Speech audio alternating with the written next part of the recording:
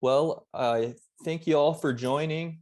My name is Justin Bush, and I'm the coordinator of the State of Washington Invasive Species Council. This is the final day of Invasive Species Awareness Week.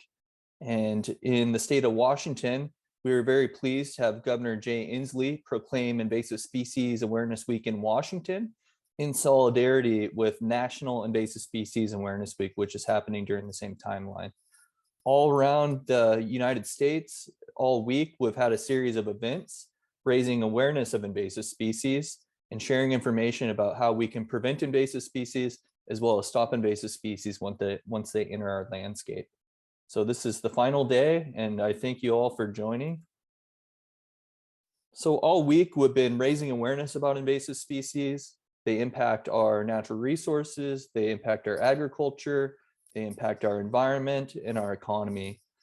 In Washington, we know that if we don't prevent and stop invasive species, it could cost us billions of dollars annually and cost us many jobs. So it's really critical that we take simple actions in order to prevent introducing invasive species as well as spreading them on our landscape. So in terms of awareness, we want everyone to be aware of what's around them and to report suspected problems to organizations like the Washington State Department of Agriculture or the Washington Invasive Species Council. The council itself has a really great resource called the Washington Invasives mobile app. You can download it for Apple devices as well as Android devices at no cost. And that functions as a great digital field guide so that when you're hiking, biking, walking the dog, mowing the lawn, whatever you're doing, if you spot a potential problem, you got your cell phone right there, you can pull up a digital fact sheet and see if you found a problem species. And beyond awareness, we want everyone to be seeing something, saying something if they see something. So if you are thinking that you've spotted an invasive species, whether it's a plant, an animal, an insect, really whatever it is, we would really appreciate your immediate report. And the Washington Invasive Species mobile app is a really great resource for that. You can snap a photo and immediately report it to the council and our responding state and federal agencies. So please check that out if you don't already have it. Really pleased to be putting the spotlight on Giant Hornet today in the final webinar of Invasive Species Awareness Week. This is actually a great follow-up from my last slide, being that the very first giant hornet that was reported in the state of Washington was reported by an aware member of the public. They reported it to the Washington Invasive Species Council, who then sent that information on to our State Department of Agriculture, which then triggered an international response that Chris Looney will be talking about today. So strap in, it's going to be a really great presentation. And I'm really glad that Dr. Chris Looney was willing to do this because we've got some really exciting things that we've learned. And there's some really interesting things on the horizon. So with that, welcome, Chris, and I'm going to stop screen sharing and you can bring up your screen.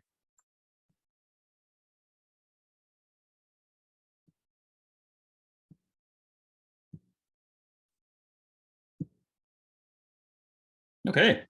Perfect. Hi, everyone.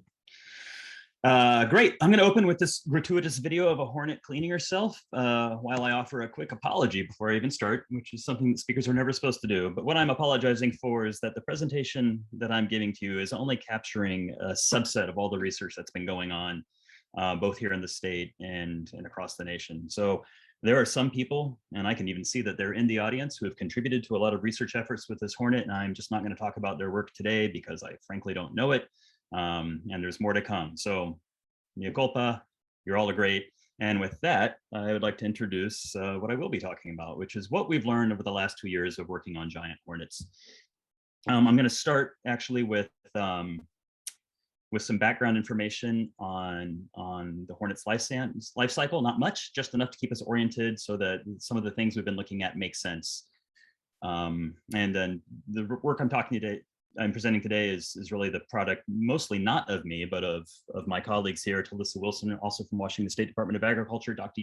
Jackie Serrano at the Agricultural Research Service in USDA-APHIS in Toppenish, Todd, Gilligan, Tembrock, they're based out of CSU, but they work for APHIS, and Brock Harpur at Purdue University. And again, there's a bunch of other names that could be on here. So keep that in mind.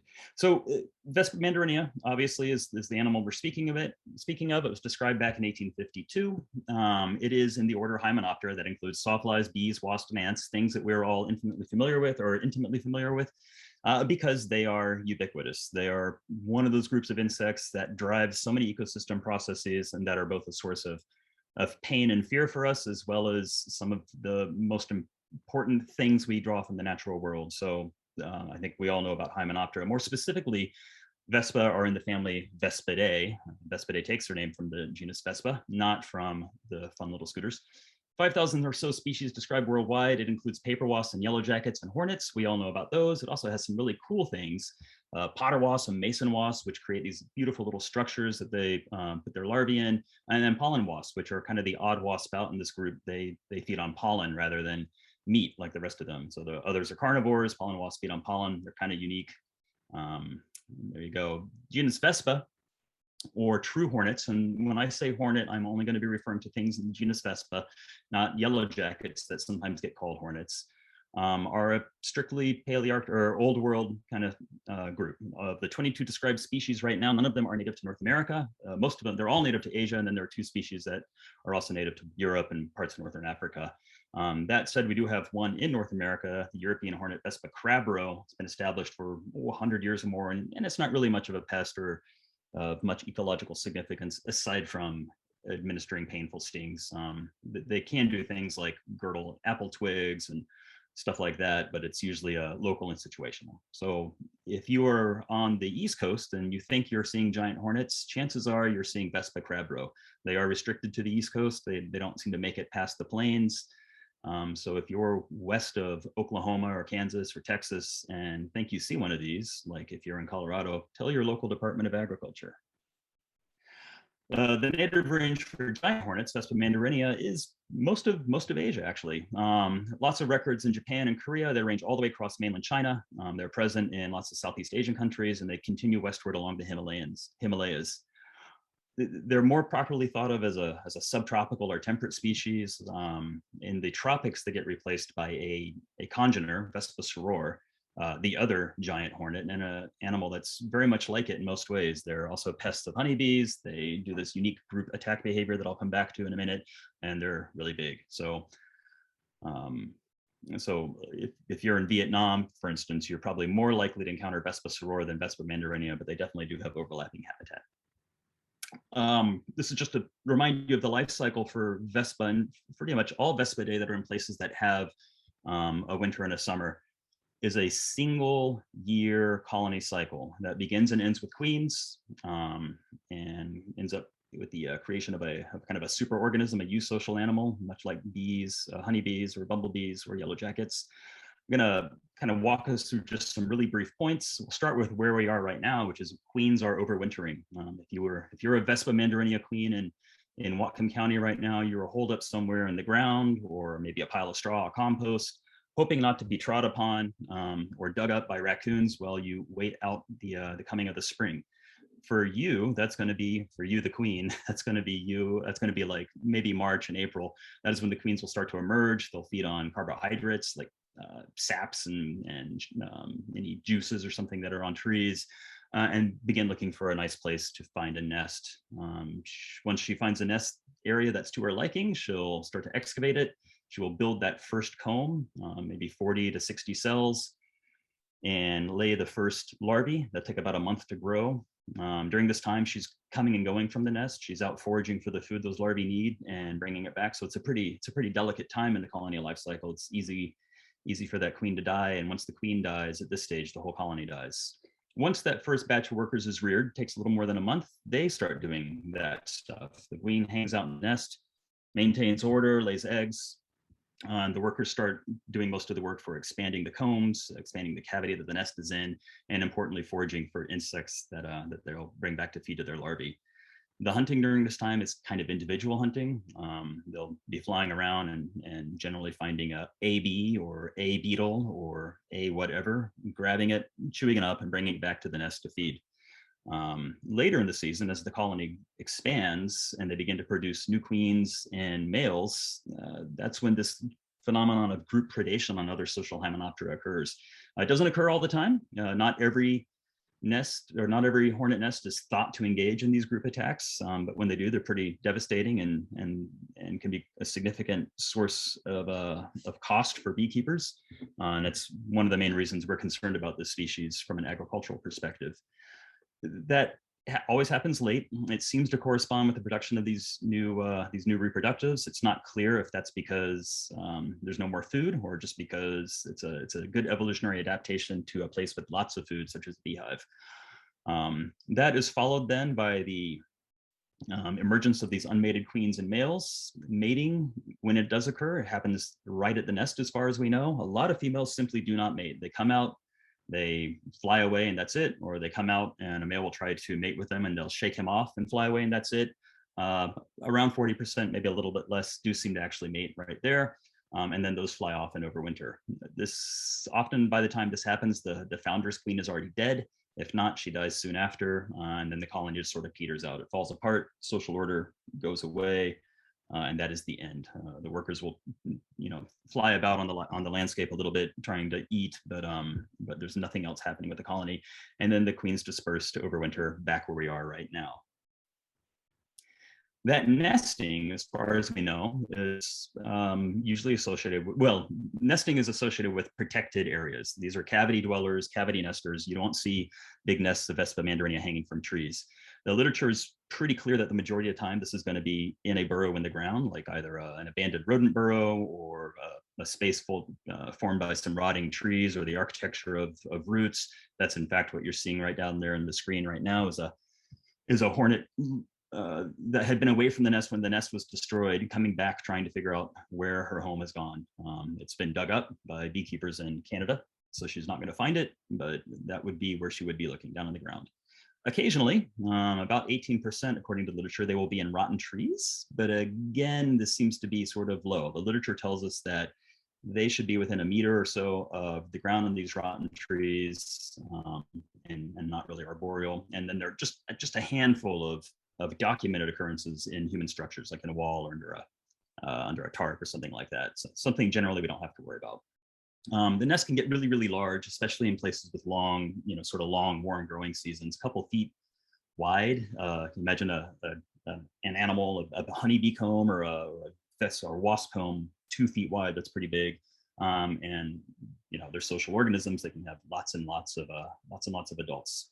This very small comb is courtesy of Conrad Berube, who was one of the people that helped take out the very first nest discovered in North America in Nanaimo in 2019. All right. So queens and workers don't eat solid food. They forage for carbohydrates, sap, fruit, or the regurgitant of their larvae. I'll come right back to that in a minute. What they do spend a lot of time is foraging around on the landscape, looking for food to bring back to the larvae. Literature says this can be up to 5 miles, which is pretty far, but most of the time we would expect that it'd be closer. And most of the documented foraging distance is in fact just within a mile. And that makes sense. You don't leave your house, drive all the way to Tacoma if you're in Olympia to get groceries when you can just go down the street. And the way their foraging works is they'll capture kind of any insect they can. In Japan, there's beetles, katydids, mantids, other wasps, and certainly honeybees, both species of honeybee that occur in Japan. And they'll grab these animals, they'll kind of break off the parts that are no good, the legs, the wings, the head, maybe the abdomen, and take the thorax, which is just this concentration of muscles, mash it all up and bring it back and feed these little guys right here. And these little gals, I should probably say. I don't know if, I'm gonna let you be quiet for a minute and see if you can hear the noise that they're making.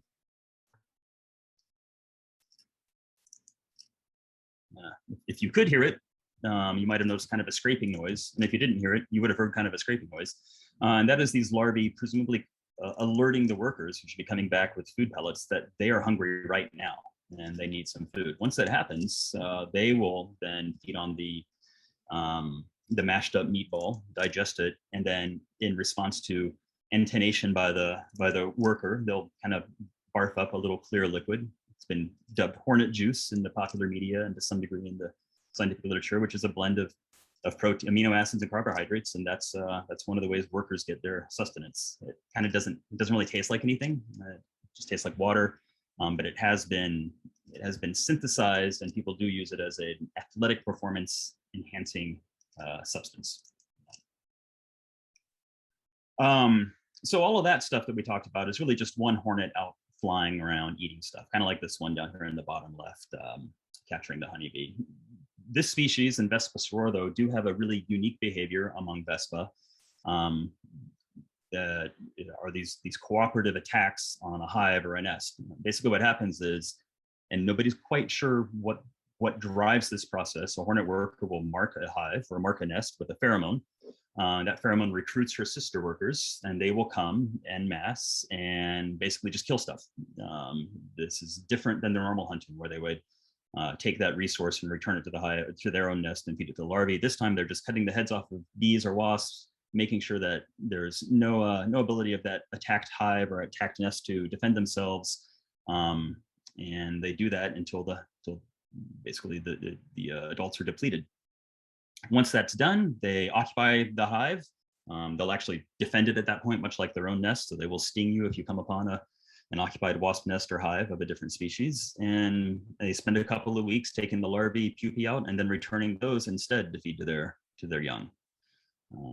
And that more or less captures the generalities of this insect's life cycle, and some of the things that we keep in mind as we've all been doing research. A quick catch up with where we are in the hornet landscape in Washington State. The first ones were detected in 2019, a few months after a nest was found way up in Nanaimo, Canada, and removed. There was a photograph taken in White Rock, BC. So this is the border of US and Canada, of the United States and Canada. This is just over the border. A person found a specimen on their porch. A beekeeper found one dead in a hive that hadn't been killed. It looks like maybe his bees had killed off the marauding hornet. And then another beekeeper found several dead hornets in several killed out hives. That was the 2019 landscape. In 2020, as many of you know, we had a fairly robust trapping program with a lot of collaboration by citizen scientists. So between WSDA and the public, we placed thousands of traps. And actually got quite a lot of hornet activity in 2020. The earliest in the spring was a queen way down here in Bellingham, and here in the Custer area. And then, we had a few out in the kind of Birch Bay area. These were actually trap specimens. This circle here in the bay was a photograph, but most of the hornet activity was concentrated in this area close to the border, and in fact ended up leading to the detection of the first nest in the United States, which was eradicated in August of 2020. So the yellow spots were all kind of our hornet activity. In 2021, we repeated that. We essentially had the same trap coverage, just about as many participants from Washington residents that aren't employed as entomologists.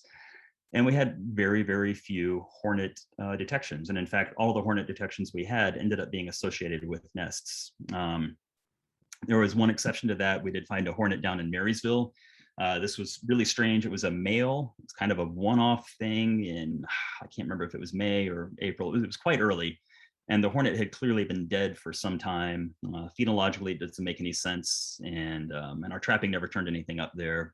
We're optimistic that was just kind of what we call a regulatory event, right? A hornet that showed up in a package or something and fell out and doesn't represent yet another population we have to worry about. The nests that we did find in Washington State were all within a few miles of each other. It's really tempting to look at this and think like, oh, all these pink stars were probably the scions of the yellow star, the 2020 nest, but we really have no evidence to support that other than this convenient geography. So it's anybody's guess if that's true. So there we go. That's what the hornet situation looks like as of today in Washington State. Okay, so one of the first questions we had immediately was, do we even have to worry about this, right? So they're native to parts of Asia. Is there anything about like Washington State in our case, or the United States and North America in general, that would keep them from establishing? And that was handled pretty quickly. By the end of 2020, there were, I think, already 5 or 6 independent analyses using what you call ecological niche modeling or habitat suitability modeling. It's kind of a family of techniques that take known occurrences of some organism, a plant, an animal, whatever, and correlate those with bioclimatic variables. You can actually use any kind of variables. A lot of times people use these bioclimatic variables. So that's things like temperature regimes and precipitation regimes. And it parses it out pretty carefully. So you can look at overall precipitation or just precipitation in a given month. So lots of different techniques to look at the physical environment that corresponds with where things are found. And then you basically build statistical models and then apply that to a new environment and say, okay, well, based on what we know about the climate here, is it highly likely or unlikely that a species would occur? All the analyses agree, unfortunately, that there is nothing about the Pacific Northwest keeping that would keep hornets out. It's pretty great habitat, as indicated by the red in this diagram. Less good habitat by the yellow, bad habitat in black. And if they were to ever make it to the East Coast, there'd be plenty of habitat there as well. This paper, the two papers I just showed you essentially came out within a few weeks of each other. You know, you can see that there are some differences in the modeling approach that change the interpretation. So the Zhu et al. Model was a little bit more liberal and suggested that there might be pockets of habitat in some of the northern forests, but also found that the plains and the arid Southwest and the Rockies are generally not great habitat. So that settles that, handled pretty quickly. Yes, we have ample good habitat for giant hornet in North America. The next question I think that immediately comes to mind, sorry, water break, is where did they come from? There are some techniques to find that. You know, the obvious one, the best one would be we know the box that the hornet shows up in, and you can trace that back. That seldom happens. Usually we have to use other techniques, and thankfully we have a lot of molecular tools at our disposal now. Telissa Wilson, USDA, and some collaborators overseas were able to generate some quick CO1 barcode sequences. This is a chunk of the mitochondrial DNA, so it's maternally inherited. That is often used to identify species, and can sometimes be used to show if by looking at similarities, if an individual specimen is more like a group of specimens here or a group of specimens there. And they did exactly that with this specimen from Nanaimo, Canada. So this is the one from way up on the island, a specimen that was found in the United States in 2019, and then compared them with a few specimens from overseas. And you know, that initial analysis suggested that the Japanese and Nanaimo specimens were more closely related, and the US and South Korean specimens were more closely related. The data are really sparse, so it's sort of like, it's more like this generated a hypothesis rather than settled the question of where the hornets come from. One thing it does tell us, though, is that there are definitely two separate introductions because they had such a different mitochondrial haplotype. So now that we've generated a hypothesis, what are people doing about it? Well, the main thing they're doing about it is generating more data, collecting more sequences, and really trying to flesh out the underlying population genetics landscape that we're looking at. Using the same kind of approach, sequencing, I think these are all CO1 sequences again. This tree may look like a phylogenetics tree, which some of you may be familiar with. That would be something that describes evolutionary relationships. It's important to note that that is not what we're looking at here. This is really just a neighbor joining tree, which simply says what's most like something else. And the initial stab at it supports that first hypothesis. The specimens that we did add from Korea did group more closely with the specimens we collected in Washington State, and same the Nanaimo specimen with specimens from Japan. However, this is still a little bit misleading. If it looks like we added a lot more specimens in all of these clusters, but many of them are from the same place in Washington State, or are repeats in Korea, for instance, or from the same place in Japan. So we still haven't really, with what you're seeing right now, satisfied that initial question of, did we capture the variability, and does that really give us confidence about understanding where our population probably came from? But we got a problem. We got a solution for that. And that is more and more specimens are being sequenced as we speak. Collaborators across mainland China were able to generate a lot more data. We have specimens that arrived here, or in Colorado maybe, from Taiwan, lots provided from Korea, and though we don't have a graphic to sort of demonstrate it, we will have specimens from across all of Japan except for Okinawa that are supposedly on their way. So just around the corner, we should have a much more robust analysis of where the populations that we're dealing with originated. This data also kind of supports the idea that the Marysville specimen has nothing to do with the specimens we've been working with up north on the border. And it clustered very nicely with several specimens from China, that also makes sense because it has a different kind of morphology. And in fact, we'll be able to use these data not just to answer questions about where did our hornet population come from, but what is the underlying taxonomic situation with giant hornets anyway? Many subspecies have been described for this, and many species have been described, and they've been split apart, put back together, split apart. The most recent analysis by Smith-Pardo et al., primarily using morphology, has sort of put the different species back together. Some of the things that were described as separate species before, and calls them subspecies.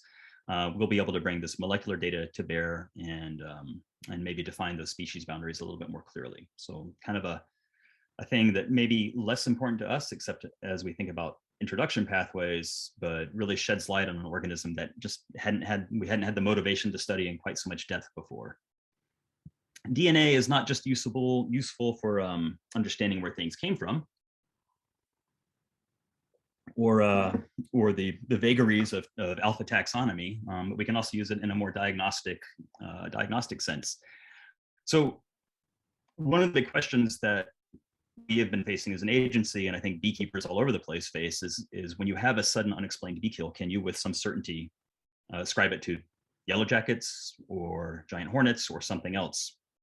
And if you look at just the straight up etiology of a dead hive that I talked about earlier, piles of dead bees with heads missing that don't seem to have been harvested for food, you don't have a very clear signal, I guess, because lots of things can do that. In fact, if you look at these two pictures, this one's provided by Washington State University. This was one of our bee kills, we think, up in Whatcom County. They look really similar. You got a bunch of bees lying around, heads are missing, sometimes the thorax is gone. And unless you actually find hornets hanging around in your hive, you may not be able to tell what caused it. In fact, this case, we know that the one on the left was caused by mouse predation. And the one on the right, we have no reason to think it was anything but giant hornets, but we couldn't be sure. We can fix that. We can fix that with DNA assays that essentially are a way of doing eDNA analysis. In this case, this guy Luke Tembrock here is developing an assay that would allow you to take a sample and maybe wipe a beehive or wipe some bees. And then through these really interesting reactions where basically you suspend different gene magnifying reactions in separate particles so that so even small amounts of gene information are sort of preserved and kept away from all the other genes you might have picked up when you were swiping it. And then you can use that as a way to detect incredibly small amounts of hornet DNA in a general kind of environmental sample. It's not as easy as it sounds. I mean, we use this for other organisms. For instance, one of the moth groups we work on that we survey for a lot, it's an exotic moth. It has a similar species in North America. And the only way you can figure that out is to dissect them and look at the genitalia. The lures that we have, though, to trap this exotic moth bring in the native moth by the thousands and thousands and thousands. So you end up with this incredible workload just to find the one moth. This is not so much, and this technique can be used to find that one moth in a haystack that we're looking for, and applying it to hornets is great. But it's not as simple as just dropping some hornet DNA in a tube and going with it. So Luke has to spend a lot of time what you call optimizing the reaction, making sure that we understand how best to get small amounts of DNA out of an environmental sample and what lab conditions will produce reliable results. So this will be very helpful to us. I think people want to know if hornets have been there. A lot of times we get reports of hornets that somebody has seen and we cannot follow up on it because they weren't able to take a photograph or the description is confusing.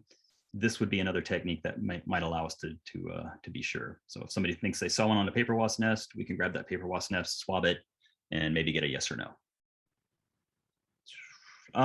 So the bulk of our work throughout this has been hanging traps for hornets, right? We use that to find out where they are in the county.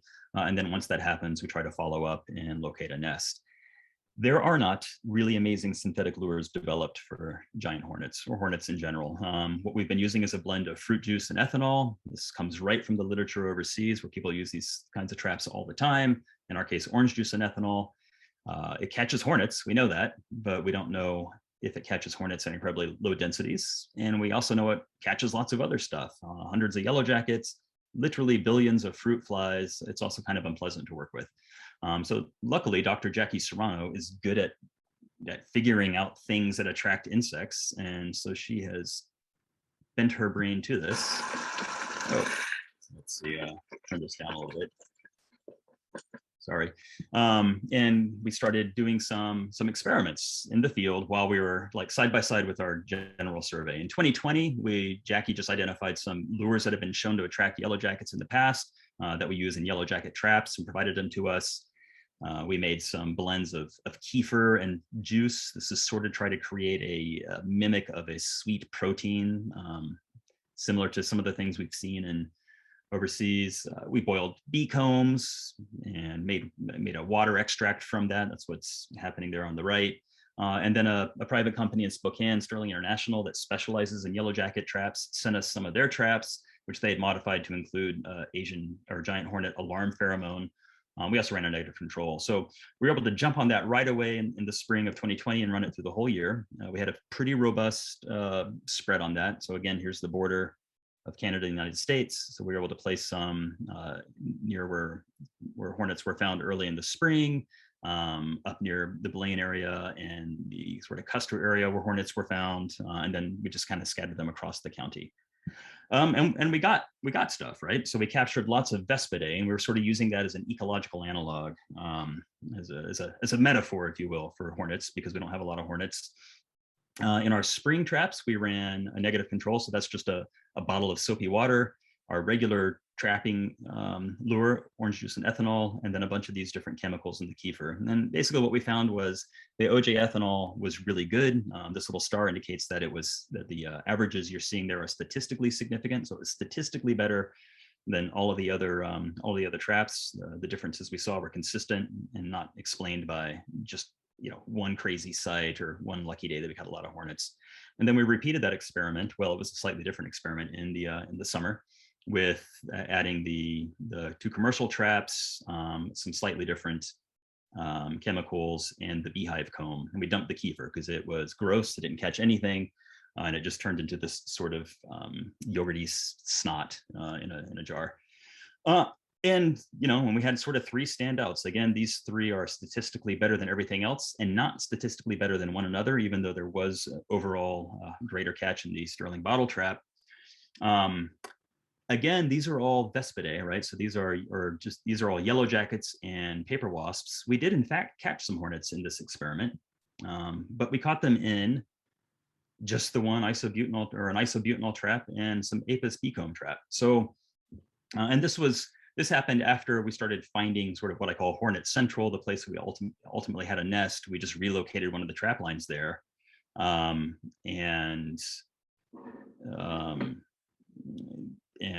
caught hornets the very next week, which was very exciting. But we didn't catch them in the things that were shown to be the most attractive. So that tells us that maybe the lures we're working with can be improved. And that's exactly what Jackie's doing. So this year we ran some experiments again. We started with things that were identified from literature, including the alarm pheromone identified by Ono et al. In 2003.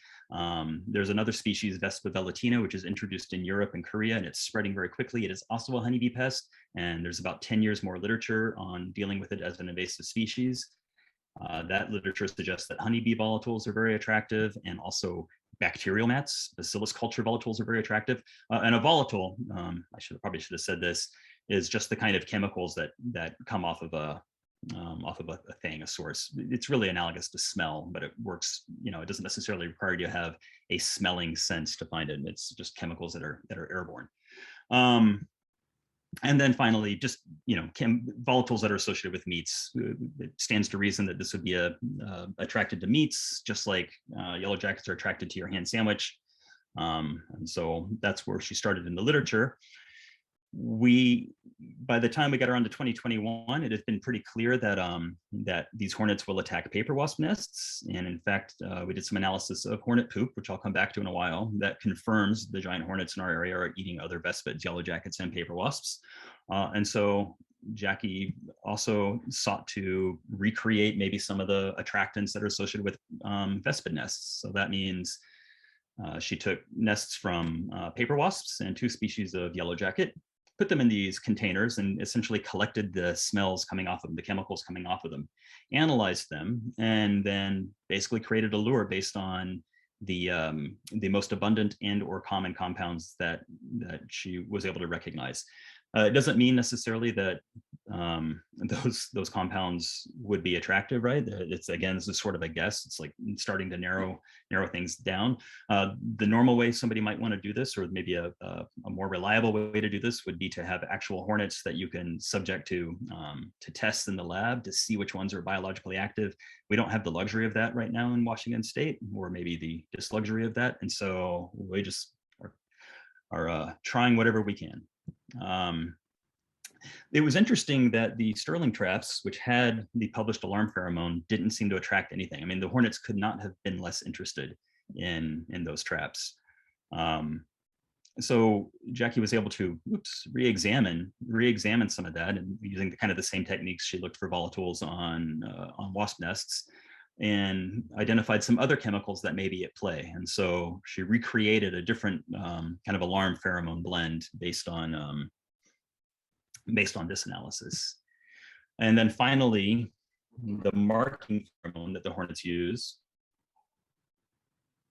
to attract their sisters to beehives seems like a natural candidate for a really powerful lure on the landscape. Again, we don't really have the luxury of a beehive that we can wait around and then catch a hornet in the act marking like this one is doing here. But we did have some hornets that we could throw in a jar and collect what comes from their abdomen, which is right there. It's going to be in slow motion too. I kind of like this. So Jackie also threw that into the mix. So at the end of all of this, we ended up with a lot of different lures we tested on the landscape. 2 different versions of the giant hornet alarm pheromone, things based on known attractants based on Vespa velutina biology, and some of these exploratory lures, new lures created from Vespid nests, the meat lures, and then a blend of 2 species of honeybee, both of which are attacked by giant hornets. We were able to place them again pretty broadly on the landscape. I think just by coincidence, we ended up, well, not by coincidence, well, kind of by coincidence. We ended up again in the area that we had most of our hornet activity for the year, and the results, unlike 2020, were not compelling. We hardly caught anything. We certainly didn't catch any hornets. We even relocated the traps, just like last year, to one of the hornet nests because we had a week delay before we could take it down, and they just totally ignored them. We also didn't catch many Vespidae this year. We're not sure why. One likely candidate is that heat dome. It seemed to really depress a lot of populations of insects, so that might have something to do with it. In terms of the hornets ignoring everything near their nest, we think there might be a behavioral aspect to how they look for food, and so applying scents alone or volatiles alone might not be good enough, but we're not quite sure. But we will come back to this in a better way at the end of the talk. Okay, so that was kind of disappointing. What kind of things did we learn from our successes? One thing that we got sort of good at, I think, was locating hornet nests. Like once we could find a live hornet, we were able to tag them with these little radio transmitters that we tie them underneath the abdomen, let the hornets fly and follow them back to their nests. So yeah, we did that and caught 4 different nests. We were able to dissect all of those nests, kind of get a feel for how many animals were in them, the overall dimensions of the nest. And that's what I'm talking about right now. The first nest that we caught late in October 2020, and so where we would assume it's basically at its peak development, was, had about the same number of combs you would expect from overseas, but it was fairly small, 776 cells. Not a lot of eggs. Again, that makes sense because you're at the end of the colony cycle. Lots of, I don't have it on here. Lots of cap cells, but for some reason I don't have it on here. So that's what these are. These are cells within which a larva is pupating and turning into an adult, and soon it will crawl out and do its adult stuff. In this case, those adults comprised 9 males, well, a bunch of workers, 9 males and 76 queens. So we definitely got to it at the stage where it would be reproducing and sending out the next generation of giant hornets. If we assume, and we probably would be wrong, but if we assume that all of the caps, there's the cap cells, sorry, all the cap cells were new queens, this nest, even though it was small, could easily have produced a couple hundred queens. In 2021, we were much more effective and faster. We got to these nests early. The very first one we found was early August. And it was, one more thing about this last nest. I didn't mention that it was up in a tree. So this was in a hollow alder tree with a nest entrance about, 8 or 9 feet off the ground. So keep that in mind. The second nest we found was also in an alder tree, but the entrance was right at ground level. This had 9 combs, 1,300 cells. So, more than twice as large as that last one. Or twice as large as the last one. Lots of eggs, lots of larvae, still ramping up its colony size, 200 workers, but thankfully not a single male. And the only queen we found was likely the foundress. So we got to this well before the production of any reproductives, and essentially kept this from reproducing. Second nest we caught several weeks later, also in a tree, this time 7-ish feet high for the entrance hole, and it was tiny, only 4 combs and 418 cells. Not many workers, but holy cannoli, look at this, 28 males, right? So about a third of the overall population we got were males, but only 1 foundress queen. So this is interesting. This is well before we would expect to find males in a hornet nest based on everything that's been published about them everywhere, in terms of normal reproduction. What we think this represents, and we can't be 100% positive, we think this represents an inbreeding event. So I didn't really talk about this, and I'm going to right now. Hymenoptera are haplodiploid. So what that means is that females have 2 copies of their chromosomes. They are diploid, just like we are. Males come from unfertilized eggs, and they only have half of their chromosomes, so they're haploid. So sex is usually driven by the ploidy level. It is also, though, controlled in terms of how the animals develop. It can also be controlled, though, by how diverse they are at these sex allele sites, right? So if you fertilize an egg and the gene at the sex site is exactly the same in the queen and the male that she mated with, you will end up with a diploid male. So it's sort of it's a feature of small populations and inbred populations. And that turns out to be really, really good for us because those diploid males don't actually do much.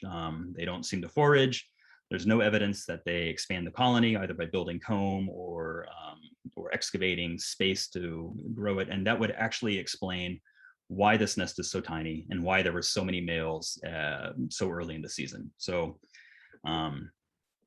good news. I mean, it's the kind of thing that we would like to see a little bit more of in Washington State because it does slow the ability of the hornets to maybe spread, but it's not a silver bullet. And then the final nest we found actually the very next day, but then took a whole week to open it. Again in a tree, this time about 15 feet off the ground. 10 combs, but so lots more combs, but very small, and that probably indicates to some degree that they were constrained by the geometry of this nest. They kind of have to keep going down and down and down rather than building out. We're not quite sure how nest building behavior is influenced by the space in which a nest occurs, but it seems plausible that is not ideal. Lots of eggs and larvae still coming. Again, no males, so we're back to like what we think is normal for the season. And the only queen we found was the foundress. So let's just unpack really quickly what we did learn from these nests. So if you recall, based on the literature, we would expect nests to be above the ground in hollow trees about 18% of the time. And of that 18% of the time, we thought it would be like this one, nest 3 or nest 2 overall, the first nest we found in 2021, where it was a very rotten tree and it was close to the ground, and maybe not much different in many ways than if they had been just under a tree instead. 75% of ours were actually well above the ground in hollow trees with no connection to the ground. And that seems different than what we would expect from the literature, maybe every once in a while, but not that many. All of them have been in alders, by the way, which is sort of interesting. We're not sure what explains this strange nesting behavior. It could be that Whatcom County is so sodden in the spring that the hornets are driven to try to set up nests in trees because they're above the damp water line. It could be an imprinting effect. We do know that Hymenoptera will recognize environmental cues based on the environment they emerged, that they pupate and emerge in. So maybe luck of the draw that first nest got stuck in an alder tree, and the subsequent queens all associated alders with nesting sites. We just don't know. It is interesting, and It's complicated a lot of how we would remove these nests in some ways, but it was totally unexpected. We were able to measure a subset of living wasps from every one of our nest extractions. In some ways, this is just like that kind of collecting data to collect data, but it actually is useful. If you'll look here at this, this is a graph that shows you the mass of a hornet by the width of its thorax. So this part right here. One of the questions we had early in this program when we would catch a large hornet is wondering if it was a queen or a worker, right? We could go by seasonality. If we caught a really big hornet in May, it was probably a queen, but that's just a probably. There were no other characters really. They don't have a big Q stamped on their head. But this data sort of gives us a range at which, like, if we can measure a fresh animal, either length, width, or mass, we can reasonably infer that it's not likely to be a worker, right? So if we have a mass that's over 1.5 grams, that's great. Of course, mass changes as a hornet desiccates. So if we found a dead one or one that had been soaking in a bottle, that wouldn't be very helpful. But width is still pretty good too, and length is harder, but width is good. So, if we have something that is above 9, it's probably a queen, not guaranteed. If we have something below 9, it's probably not a queen, again, not guaranteed, but definitely gives us a better feel for what we're catching than we had before. And if we compare the nests that we looked at in terms of cells, cap cells, eggs, and larvae to some of the data we've been able to find from Japan, I think we learned that our nests are kind of small, which is also maybe encouraging, but it may not be a perfect comparison. So these are these 3 nests that were measured and counted and so on in Wakayama Prefecture. So that's kind of like Bay Area latitude. It's maybe not quite as cold as we are. And those nests were much larger on average than ours. These first 2 were at the end of the season after the hornets had all emerged. So probably best analogous to the first nest we found. And you can see it's like, 2 to 4 times as large, or even more, as 2 nests that would have been about the same stage. If we look at the one nest that I had data for that was in mid-production stage, so October, versus September for us, same thing. You see it's just much larger, a lot more going on with the population, and sort of gives me some hope that maybe our hornets aren't able to grow quite as fast and generate quite as many reproductives. But who knows? Is that a function of weather? Is it a function of inbreeding? Are they just getting their hornet legs under them? We'll wait and see. With those nests, we were also able to look at what's in them. The question has come up over and over during this project. Is there something that we could introduce that would help control the hornets? Like, what controls the hornets in the hornet's natural range? Some kind of natural enemy, some kind of biological control. The answer is in its native range, there doesn't seem to be a lot. There's a bird that will eat them, although I don't think Vespa mandarinia is a confirmed prey item yet. There's a strange insect called Strepsiptera, the twisted wing parasites that do in fact parasitize the hornets, but there's no evidence that they control the populations.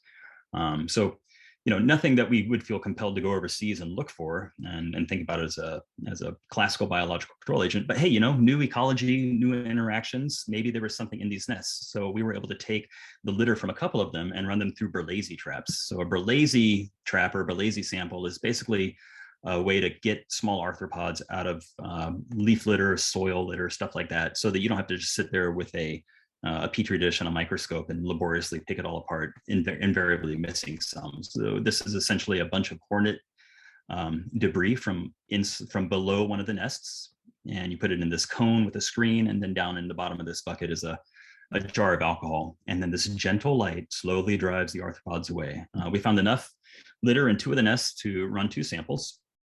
And basically we found nothing that interesting. We found a lot of beetles. None of them seem to be associated specifically with social Hymenoptera. They're in fact, I think, things we would find in any rotten tree if we were to go out right now and look at one. So we would get the same animals, whether hornets there or not.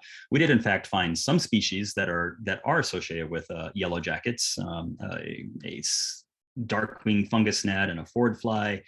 But these are probably better thought of as inquilins. That's the word that we use to refer to animals that live within the space or the nest of another animal, and generally don't do a lot of interaction. They're maybe commensal. They're probably feeding on the dropped organic matter that was in that tree, and maybe dead larvae or something like that. But there's no evidence in any way to suggest that they would have any role in controlling hornet populations. So fun to know, but kind of a dead end in terms of control. The other thing we were able to learn from the hornet nests pretty definitively, and we're still working on this, is what in fact they eat. So when a hornet is moving from pupa to larva, they sort of expel all of their feces at that last molt, that last skin shedding. We call that a meconium, just like we do in invertebrates. That meconium sits around in the bottom of these cells. It gets really hard and dry. Excuse me, and it's quite easy to harvest. Here's what one looks like. You can see it's got that bullet shape, as mimicking the bottom of the cell where it was deposited. These hornets will reuse cells, so that there'll be a, if a larva hatches out of this cell or a pupa hatches out of this cell, if a giant hornet comes out of this cell and it's vacant, the queen will lay an egg again in there, and so another larva will grow. So you don't necessarily know if the poo you're harvesting out of the bottom of that cell came from just one larva or many. So that is a limitation of this approach. But basically, we're able to take these things, grind them up, and then again sequence that cytochrome oxidase 1 region, which is often associated with species boundaries, so people can use it to look for species identities. We did that in side by side with some of the food pellets that I was able to collect from the nest. We had to spend some time waiting to figure out how we're going to get it down. We caught, let's see, about 70 hornets. Half of them had something in their mouth, and of those, about half of them were food pellets, so these mashed up thoraces of other insects, and then half of it seemed to be, wood pulp that are probably coming back to expand the comb with. We could tell from looking at these that they were all yellow jackets, but there was no way to tell what species the yellow jackets. We used the same approach to sequence these food pellets. We got a kind of robust sample. Nest 1, which had gone away from us before we learned that this technique existed, then came back into our possession before it went onto the Smithsonian, where it's actually being put on display as we speak. We were able to get into that and harvest the combs. We really weren't sure how much money it would cost to run these, so we treated the combs as the sample unit. So this was a sample, this was a sample, that was a sample, instead of individual cells. In Nest 1, we found feces in 5 of the combs. Nest 2, 5 of the combs. Nest 3, that really small one, we only sampled 1. And by the time we got to Nest 4, we had sort of figured out, one, how much it was going to cost, and also Telissa had come up with a really elegant solution to get lots and lots of data out of a single run on these machines. And so Nest 4, we're still working on, but that one we will have a cell-by-cell analysis of the fecal matter. So pretty exciting. And actually larvae that we dissected the guts out of. So for a subset of those, we'll also be able to say only one animal fed on these things. So yeah, they did DNA magic. They basically use chemical approaches to create multiple copies of the DNA, and then we can sequence it to see what species they're likely to be. The way we do that is by comparing it with known sequences, right? So there'll be a sequence of Vespa mandarinia, say that somebody caught one, broke off a leg, generated that sequence, and then we can take our random sequence and say, well, is it likely to be this based on how similar it is, or is it likely to be one of the other things in the database? And we were pretty conservative. Basically, if they were not 99% identical to the existing database, we downgraded what we thought it was to just the genus or family level. We threw out lots of like poor reads, things that are likely to be sequencing errors. And then because we had done that work with the nest earlier, we were able to get rid of things that probably were just hanging out in the nest, crawling around, getting their DNA everywhere, rather than actually being fed upon by hornets. And what we found more or less matches what data there is in overseas. The hornets will eat lots and lots of different things. Basically, if they can catch it, they will eat it. But social Hymenoptera loom large in that palette, lots of yellow jackets and lots of honeybees. The approach we have with this barcoding isn't really quantitative. It's not like you get more DNA from one thing than this other thing, so you can say, well, they ate that more often. So it becomes just a presence absence approach. But we were able to look at which species show up in every single sample as another way to sort of get to what they might be eating more often. And in fact, these three things were in almost every sample we ran. And the other yellow jackets were not far behind. Everything else on here is essentially a one-off detection, right? So we had a couple of dragonflies that were found in one sample, but just one time, that only that one sample, some moths, some beetles, some flies. There's even some hamburger. We don't know if that was contamination from one of us in the field getting our hamburger laden hands on it, or if it actually represents, say, scavenging on dead cows. There's a lot of dairy farms out there, so it's not unreasonable to think that. The only other bee we found, which was kind of heartening, was a megachilid. One of the questions we've had throughout this was, will they attack bumblebees? You know, bumblebees are social organisms. Bumblebees are probably also very bad at defending themselves from giant hornets. We do have some bumblebee conservation issues, some species that are of conservation concern, and it would be really a drag if giant hornets went to town on them. We didn't think they would necessarily, because they kind of don't phenologically match up. By the time hornets are doing their group attacks and really having big impacts on social Hymenoptera, most of the bumblebees are done with their colony cycle. But it was always a possibility. It was really great not to see a single bombus in any of these samples. So we'll see what the next round brings. It'll probably, I imagine it will expand the species richness of what we find they eat, but probably not change the overall sort of presumed ratio as much. So part of that sequencing data, the food data we just showed, came because we had to wait around to figure out how we're going to take down this nest in a very, very tall tree. So that gave us about a week to work with these. Normally we try to get them done right away because we don't want to mistime it and end up with hornets killing a hive, or, you know, hornets stinging somebody, particularly somebody that might die because they're allergic. So we've been really focused on eradication rather than hanging out with hornet nests and doing research on them. But because of this one was so complicated, we had a whole week. I was able to hang out and catch hornets for a while. And we also were able to place these interesting remote monitoring devices. So these were shared by a company called Bee Hero. They do a lot of remote honeybee health monitoring stuff, and they've gotten involved in, to some degree, in the work going on in Europe with Vespa velutina, specifically recognizing the wing beat frequency of velutina, and then if beekeepers are using these Bee Hero devices, they might know remotely that their apiary is being attacked, and they can come and take measures to control them. So they sent us a couple of them. We locked it up in the tree, got it tied up right by the hole. So this is the hole the hornets were coming in and out of, and left it there for 3 days. And it just recorded data nonstop. We also took another one and put it in a tent with some of the hornets that we had captured with the net. So that way the Bee Hero crew would be able to correlate the wing beat frequency they recorded with a hornet of known size and weight. Because then I took these back to the lab and weighed and measured them.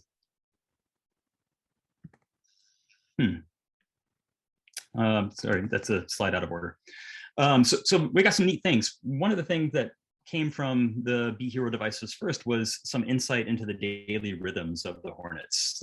They were pretty consistent that the first flight of the day and the last flight of the day happened about a half an hour before or after sunrise, sunset. And this over the 3 days was really distinct. And in fact, that matches what we did see with some game cams we put on the first nest we worked on this year. About a half an hour before sunrise, the hornets come out and get to work. And here you can see them all flying off to the hornet office. But we also know, let's see, that in these times when they're not flying away from the nest, they're not just hunkered down in that hole doing nothing. They're walking around. We're not really sure what they're doing. They're coming out of the nest. Maybe that one just needed a break from all of her sisters. Maybe they're sort of on patrol, guarding the nest from other things. So there's still some behavior that happens outside of these flight periods, which I think is interesting. And then this is the slide that I thought was going to be on that other one. The Hornet, or the Bee Hero guys, also were able to take those 3 hornets that I provided and correlate the wing beat frequency with the size of those hornets. One of them didn't work because we were all hanging out by the nest talking, so they weren't able to really get very reliable data on it. But these 2 did, and they came up with a prediction, and it's written backwards here. and this was not my graph, written backwards, that the minimum weight was probably around 0.2 grams, the maximum weight 1.4 grams, minimum, let's see, mesosomal width was probably 10, oh, that one is right, 10.4, or no, it's not right. Yeah, 5.4 millimeters and 10.4 millimeters. And if you look, they were pretty much right on. So these are all the hornets that we were able to measure from nest 4, not counting the queen who's way up here. And in fact, the lowest weight was probably about 0.2 something. I don't have it exactly, but it's very, very close. Of all of the hornets coming and going from that nest, the largest weight was under 1.5. They said it was 1.4. And width, maximum width they had was 10.4. Ours petered out at 9. But the lowest one was probably about 4. So not bad. It seems like it was more strongly correlated with weight than the other measurements. But it's the kind of thing that that one could also use, again, to separate the noise that a queen might make from the noise that a worker might make. It wouldn't probably work for males, if you recall from that first diagram, that the males were sort of scattered in here. So they overlap with all of the worker sizes, but kind of a neat and unexpected outcome of these bee hero devices. Okay. I think the way Justin and I had this planned is we were going to pause here and see if there were a series of questions and that should be answered. And then I was going to take about 10 more minutes and explain some of the research we have planned for the next year. Do we still want to do it that way, or what do you think? Yeah, we can certainly take a minute and let you take a breath, Chris. This is fantastic. Would like to thank Cassie Shehorse for jumping in and answering some of the questions live via the Q&A box. So yeah, go ahead, and if you have questions, folks, enter them into the Q&A box. We do have 2 questions, Chris. What is the coordination with Canada? Is there a similar trapping effort in that location? And what is the status of Asian giant hornet there? So we do coordinate with Canada. We work with the provincial apiarist quite a bit. In fact, last year when we were tracking some of the nests, we thought maybe one had gone north over the border, and he was able to take our tracking hardware and confirm that he couldn't find it. The trapping effort is similar in terms of the technology. The one really big difference is that we have robust funding from the state and from our partners at APHIS that lets us field a much more, just a stronger program where BC is relying a lot more on only volunteers and then the work that Paul is able to do himself. So it's similar, but a little bit less broad, I guess. Great. I did get a question via email. Have there been tagged giant hornets that have been tracked and been lost? And do you believe that maybe they were going underground and the signal was lost? No. Well, yes and no. We definitely lost a tagged hornet. We're not sure what happened to it. It might have chewed the tag off, which has happened. In a place that was outside of the range of our equipment. But in terms of the hornets going to ground, so to speak, or going into the nest, we can usually still pick up a signal. It's weaker, but it doesn't go away. So that one really suggests that the one we lost left the range of the equipment 100%. The very first one we tagged this year, we didn't get the little knot tight enough, and it was able to slough the entire tag off in the woods, and when we found it. So it's kind of cool. It was a good practice run. That's cool. Yeah, so we have a few more questions. One has been answered once. I want to say it live for everyone. We are recording the presentation. We do intend to put it up on YouTube within a week. So if you've registered, we will email you the link once it's posted, and we'll also be sharing it on social media as well. So Chris, a question for you. Will the diagnostic assay determine the cause of a colony death, or only if Asian giant hornet was the cause? I'm probably butchering that question a little bit. No, there's a lot to unpack there. So basically what the diagnostic test will tell us is, were giant hornets present? And then if you have a dead hive with that, then you might infer that, yeah, they were present and everything else matches what we expect to see on a killed hornet hive. So that means lots of dead bees that have not been, really worked over by the hornets. It means there should be very little larvae and pupae left in the hive, and there'd be probably lots of honey left because they're not as concerned about that. And so those would be the kind of things that we would expect to work in coordination with a positive diagnostic test. But really, that would only tell us that a hornet had been present on that hive at some point, and it takes the rest of it to put it together. If that makes sense. Great. Another question just came in. Would it be helpful to know if a tent trap has identified Asian giant hornet so that someone can get to the trap and immediately attack? So the transmitter. Sorry. No, it's fine. Yeah, so the tent was. Oh, I know you're reading that for the benefit of everybody. So, sorry for cutting you off. The tent wasn't really a trap. It was just a way for me to have a hornet in close association with the recording device. The way those recording devices are usually fielded, they would be, say, at an apiary, right? So maybe you would have 4 hives on a pallet. You'd have your Bee Hero recording device at it, and then it would, yes, transmit the detection to your cell phone, and then you would make a decision about what you were doing. In our case, right, if it picked up a hornet, yeah, we would run out there and wait around to try and catch it with a net and trap them, and then track them. One of the issues we were having with that in that particular area is cellular connectivity, and that's partially because signals get weak there. It's partially because there's some intersection or interaction between Canada and the United States, and so so they become difficult to consider deploying in really remote places. You can address that with some satellite hookups. But then the other issue with them, which actually Pete Kennedy just brought up, how close to the Bee Hero device would a hornet have to be detected? The answer is fairly close.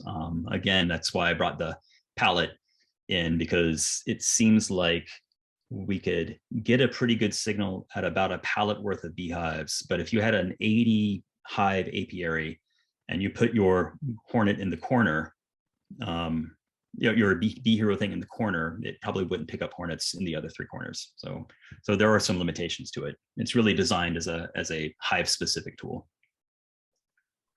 Nice. Well, the first question is, I think, involving that suitable habitat distribution map.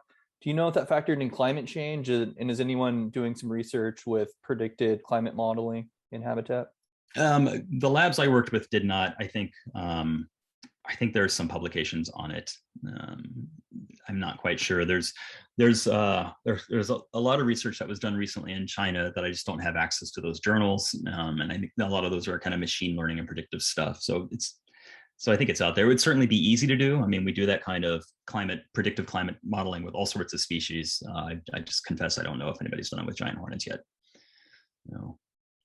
Great. Thanks, Chris. Last question, and then we'll go to the second stage of the presentation. What normally keeps giant hornets in check in their native range, such as diseases or competition or predation? I have no answer for that. I just really don't. I wish we did. I don't think it's ever been, it just hasn't been a critical area of research for anybody that's in the position to do that kind of research. So it's an open question, and it's a good question. Great. And a good segue to the second phase of the presentation, which is research that is coming up. And I think pointing out some of those research needs is really important. So thanks for that question. All right, Chris, back to you. All right. So back to our unanswered questions, right? So that's one thing that we really learned in the last 2 years is despite the strides we're making in understanding the molecular biology of it, the diet of the hornet, learning the nitty gritty of how large nests are likely to be in our area, there are still things about this animal that we think if we understood, we would be able to deploy a better survey and eradication program. One of them is certainly this hornet foraging behavior. Like, how are they hunting? They don't seem to be just smelling stuff. There's some behavioral component to it. And once we know more about that foraging behavior, can we use that to make better traps, right? By placing them in the right kind of places, the kind of places hornets would go, or changing the entrance so that it's more conducive to where a hornet would be exploring anyway. that plus like having better attractants, right? That would be ideal. What we'd love to have is something that a hornet can't resist, right? We hang orange juice on the landscape and hornets like it, but they also like the thing that's right across the street. And so their choice of their likelihood of going to the orange juice is compromised by all the other things at the buffet. What we need is the food that hornets want more than anything else. And that does include perhaps pheromones, such as aggregation pheromones. I said that mating happens at the nest. Is that because males find the nest and then give off an aggregation pheromone? Is it because they just come out of the nest and never leave? Do they smell other aspects of the nest? We just don't know. Marking pheromones are another one that is an obvious source of research. And then the one thing that has just galls us every day is understanding queen dispersal behavior. And that is frustrating because when you are running a survey program, you want to make sure you've cast your net wide enough that you pick up all of the potential hornets. And in this case, we just don't know how wide that net is. These are big animals. I think given the motivation, they could probably fly for a very, very long time. But is that rational? Do they need to fly that long? If you were a queen coming out of your nest, are you going to get up and fly 10 miles? Or are you going to fly half a mile and then, overwinter? And then upon waking up in the spring, do you feel the need to fly again? Or you're like, this is it. I found this place and I'm just going to putter around here till I find a nest spot. So that's a huge gap in our knowledge. And it's a gap we can't answer very well in the United States. So we're going to go overseas. And I think the experience we've had over the last couple of years gives us some tools that we can exploit. One of them, let me go back to this. I don't know how to go back. There we go. One of them is that we have learned that the hornets will behave more or less normally when we tag them, at least with these small like radio transmitter tags. We observed while we were trying to find this first nest this year, we observed the tagged hornet repeatedly visiting the same paper wasp nest. This is her. So here she is, like on that first day. You can see that tag or the antenna on the tag is nice and normal and long. Here she is a few days later. You see that tag is all bent up, indicating that she was going in her nest, crawling around. Maybe they were chewing on it, but there was a lot of activity. We also learned that even though we're comfortable with them, we still run away when they jump off the nest. So we know that they will behave normally with these tags, and so we can probably exploit that. And we're going to do that with some collaborators overseas. Dr. Choi Moon Bo in South Korea is a hornet researcher. I think his focus is more phylogenetics, but he, like all other hornet researchers in places across the world, has gotten sucked into the Vespa velutina fiasco, whatever, invasion. And so he's quite keen to work with us on better understanding some of this Vespa mandarinia work. And then Dr. Nakahideshi in Totsuru University, Japan, is a chemical ecologist, much like Dr. Jackie Serrano, and the two of them are going to be able to collaborate on some of the in-house bioassays and developing proper lures that we just can't really accomplish here. And then Dr. Sean, soon to be Dr. Sean Cleveland, is a radio telemetry expert, a wildlife expert, who is going to be working with us in Korea to try and answer some of these questions. And the main approach we're going to use is a constant telemetry system. So what we've been doing out in the field to track the nests is we catch a hornet, we put on this very, very small tag, and then we let her fly and we follow her. That requires somebody on the ground doing work. They fly really fast, so it's easy to lose them, and then you have to spend all this time trying to find them again. And it's a good way to find hornet nests, but it's not the best way to understand hornet behavior or learn about hornet behavior. New technology has, let's see if that'll play again. Oh well. So you saw that hornet crawling around there, struggling with that tag. That was a different tag developed by Dr. Vicker Meyer at University of Washington, and it's heavier. It's about twice as heavy as the tags we've been using to track them with. But after that hornet got used to it, she went off and did regular foraging as well. In fact, we saw that one coming and going from the very last nest we caught for several days. So we know that they can also fly with a heavier tag. So that allows us to take advantage of some new technology that has been mostly used for wildlife, like vertebrates, and create it and take advantage of this constant telemetry system. There we go. This constant sort of telemetry system. So instead of us being out there trying to catch them with our radio transmitters, we'll be able to put this very small tag on a hornet, set up an array of these GPS linked nodes, with a sensor, a central sensor tower back at the nest, and tag hornets, and for 3 weeks that will record their movement. We have to do you have to do this kind of big grid, right? So you have to buy a lot of these things and set them out about every 100 meters apart from each other to get detailed data. But it's just a level of insight that I think we wouldn't be able to get with regular radio telemetry. If we're lucky and we have somebody that has the time and money to invest in it, once a hornet starts going to a place repeatedly, we can combine that with somebody on the ground seeing exactly what they do, so recording regular old traditional observations of their behaviors. And we might even be able to use this in the spring to illuminate how queens disperse. So the plan is to find a nest, and you have to do it on private property because even though the hornets were a normal part of the landscape there, people don't really tolerate them hanging out in parks and stuff like that, and there are liability issues. So we got to find a place where we can leave a hornet nest unmolested for the season. We will have, this is hornet nests represented by the pink square in this diagram. We'll install the central data collection tower there, and then these solar-powered sensor arrays every 100 meters for about a square kilometer. That's really too small. I would like to see this at, say, 2 square kilometers, but it requires a lot more sensor stations, and it's probably impossible. So what we may do is expand that grid with farther sensor arrays, or if we can learn that they're going in a certain direction, maybe we can have a higher density in that direction. But either way, this is what we'll do. And goal is to tag about 10 workers at a time, do that 3 times over the season. 3 weeks is the life of the tags. That's also the life of a hornet worker.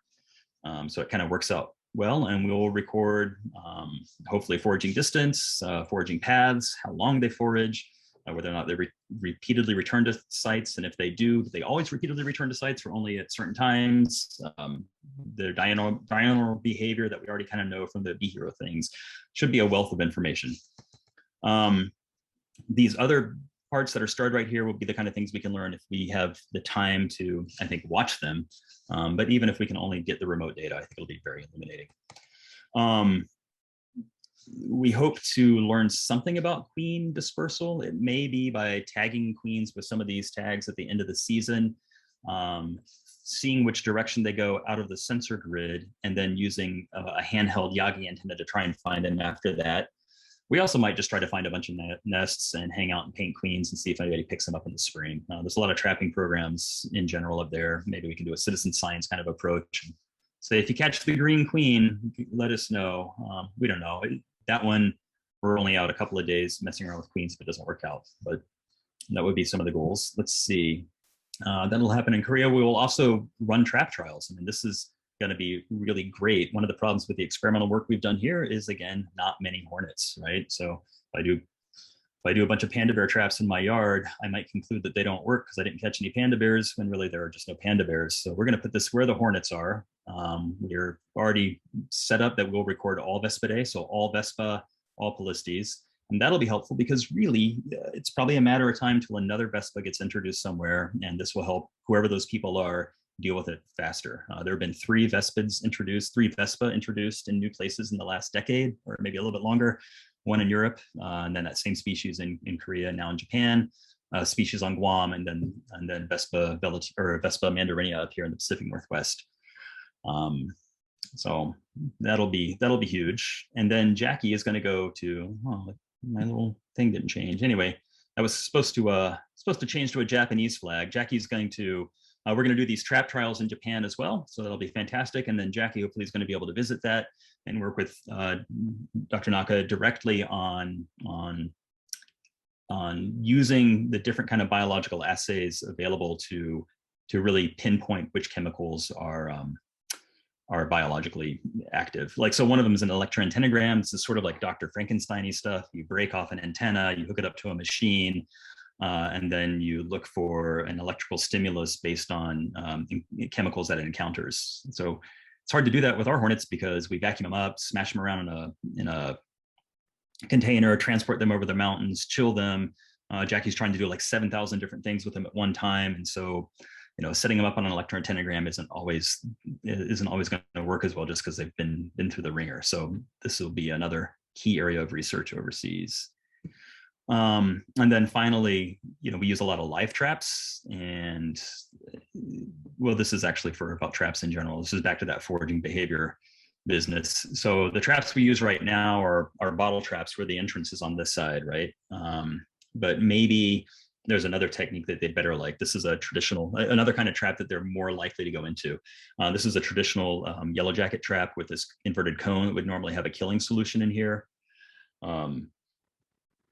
We did some experiments with it in a tent and found that the hornets are really adept at crawling right back out. And so Jackie smeared the insides with Teflon and found that, like, once you've slicked it up, they're not quite as good about it, but also found that they tend not to go into that hole because they're not very coordinated. And so they have a hard time gripping the yellow cone there and climbing up. But if she hung a stick down the middle of it, they were all over it. So these would be more of the kinds of experiments we'll work on in Japan and Korea. So not just attractants, but actually trap design as well. And finally, some other possibilities. We're getting, like I said, pretty comfortable with the hornets. We might be able to do more detailed. Yeah, for sure. Oh yeah, that's somebody talking. Right More now? detailed studies of what they're actually capturing and foraging for. We might use some of the RFID gates that people are using on bumblebee and honeybee colonies. So these are like kind of RFIDs like you'd see in a grocery store or whatever, where it's a low frequency tag. It's really small. It only generates data if it passes a gate. So you can glue hundreds of them on hornets and set up a gate system at the entrance of the hole and just sort of let them go. And it won't tell us anything but when they're leaving and entering that gate. They're all individually tagged, so you can track an individual hornet. But it might answer questions like how many hornets are excavating at a given time, which you might infer by the hornet coming out and going back in really quickly. So we watched that happen this year. They carry out little balls of dirt, drop it, and run right back into the nest to do it again, versus going off and foraging either for pulp or food. Is that behavior plastic? If you're an excavating hornet, do you stay an excavating hornet for the rest of your life, or do you switch it up as you get older, or just randomly? These are questions that, who even knows if they have an application, but they're questions that I don't think are answered, and this would be an opportunity to do that. We might be able to throw some of the girls on flight mills. This is like a treadmill for flying insects. And again, it's like the RFID gates, a little coarse, but it can tell you the sort of outside physiological limits of flying behavior. They're not, they're kind of expensive and they take a lot of calibration, so that may not happen this time, but it would be a really nice addition to our toolbox.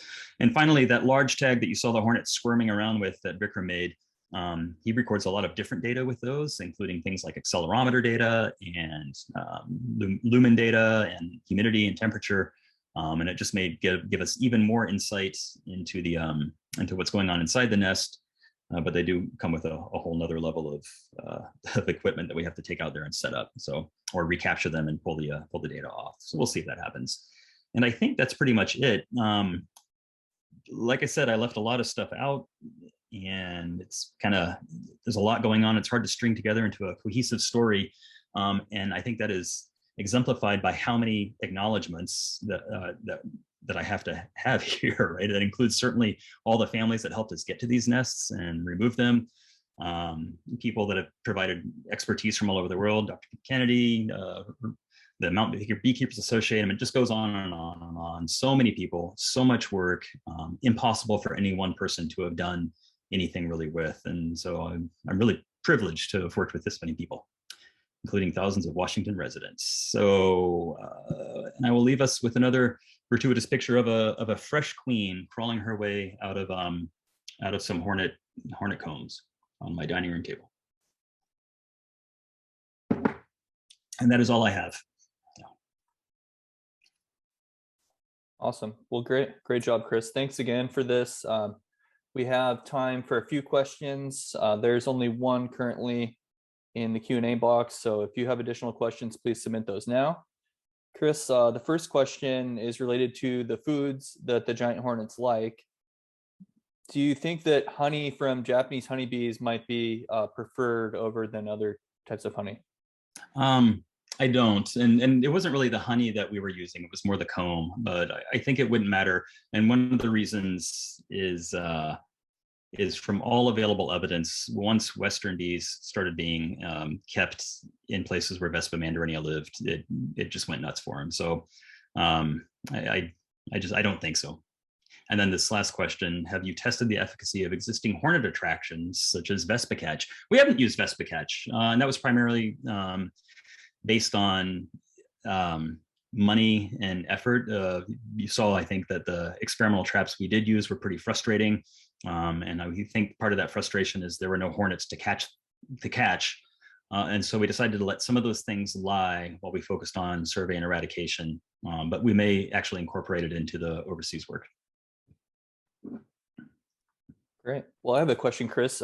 Seeing the map of all the different citizen scientist traps all over the state, are you planning to do anything to analyze that and publish more literature on citizen science? And I know briefly, would you be willing to mention your previous shadow surveys paper? And it seemed like that really illustrated the key value of citizen science. So we are working with all of this data. We didn't catch many hornets, obviously, with it, but we caught a lot of yellow jackets, and that becomes sort of this accidental survey of yellow jacket frequency and distribution, or density and distribution, that has never been done in Washington at all, and maybe not many places. So there are problems with the data because you have to really make sure you're correcting for different collection effort. So if somebody only put out their trap for a month and somebody else did it for 3 months, it becomes really difficult to compare. But yeah, we'll be working with that. It's a wealth of information that came in addition to negative hornet detections. And same with bees. Actually, we're able to document a lot of bumblebee location data, and we're using that right now for to help inform a project on the introduced Bombus impatiens, which is rapidly spreading down from British Columbia. It's a Eastern North American bee. In terms of discussing just how critical the citizen science is anyway, it's sort of embedded in everything we have done to date, because all of our detections, if not all, but many, have been the product of people saying, I think I got one here. Sometimes somebody actually catching one. So the story of our giant hornet program doesn't exist separate from the citizen science efforts at all. And I do not have any living giant hornets at all. And it is now illegal in Washington state to keep live specimens of giant hornets, except in a quarantine facility under a permit.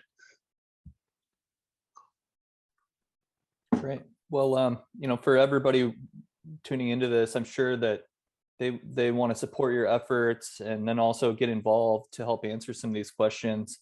What kind of opportunities do you have to partner on research? And if I'm a member of the public and I want to help, how can I help? And there's a very sad answer that you can't have any hornets. So I think it's the same approach, right? We're going to be asking, Cassie, can you just jump in and say this? Okay, so if you are a citizen of Washington, obviously we would love if you can, if you're outside walking, keeping your eyes open. If you suspect to see an Asian giant hornet, snap a picture and send it in to us. We'd rather be able to look at something and say, no, it's not an Asian giant hornet, than miss it. So obviously, keeping your eyes peeled and sending pictures to the Washington State Department of Agriculture, or uploading them on your phone app. The other thing you can do, especially if you're in some of our target counties like Whatcom, Skagit, the island counties and stuff, you can participate in our citizen scientist trapping program. So in the month of July, we'll begin asking Washington residents if they're able and have the time and resources to hang and monitor Asian giant hornet bottle traps using that same orange juice and rice wine mixture that we do. And you'll trap kind of along with us throughout the season and through the month of November. So that's kind of the things that we're going to be continuing that we've done in the past. Another thing we'll be doing is kind of asking citizens to also keep their eyes peeled when they're outside, if they have buildings or eaves around on their houses and stuff with the potential paper wasp nest. We'll be asking them to kind of monitor activity surrounding them. We've experienced hornets visiting paper wasps in the past, so that's going to be something that we're going to be introducing to you as time rolls around. But that's kind of, you guys are, we kind of have one set of eyes, and between all of us, there's a lot more when we work together. So that's what we'll be doing. Fantastic. Well, yeah, thank you, Cassie, for jumping in, and thank you, Chris, so much. To answer the final question, this will be uploaded to the Washington Invasive Species Council's YouTube, but we do anticipate sharing that so that the Washington State Department of Agriculture can add it to theirs. And if you're a member of the Asian Giant Hornet Watch page on Facebook, or signed up for any of the email list, you'll be receiving that link through there. So you won't miss it. And if you registered, we will email it to you directly as well. So stay tuned. And, you know, Chris, I was looking at your acknowledgement slide, and it just makes me think that, you know, this is just another example of the community effort bringing together all these different organizations and landowners and managers and researchers to address one common problem. And we know how to stop invasive species, but it takes all of this playing our role. And this is just another illustration of that. So happy Invasive Species Awareness Week, everyone. And thank you so much for attending.